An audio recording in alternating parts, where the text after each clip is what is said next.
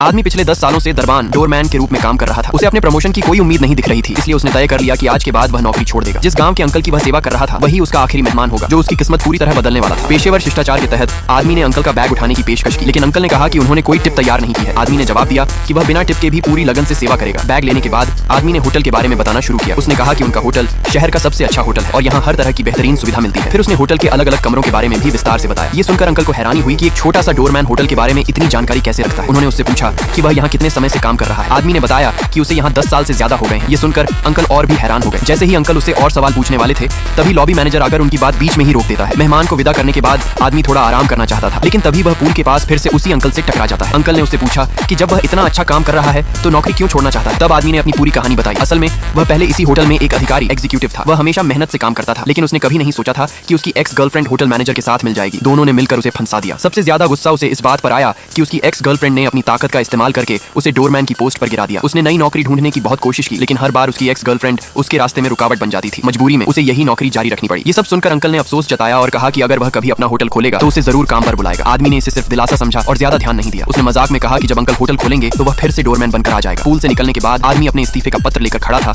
और नेताओं की मीटिंग खत्म होने का इंतजार कर रहा था। अचानक मीटिंग खत्म हुई और होटल के बड़े अधिकारी बाहर निकलने लगे। सबसे आगे चल रहे व्यक्ति को देखकर आदमी एकदम से चौंक गया।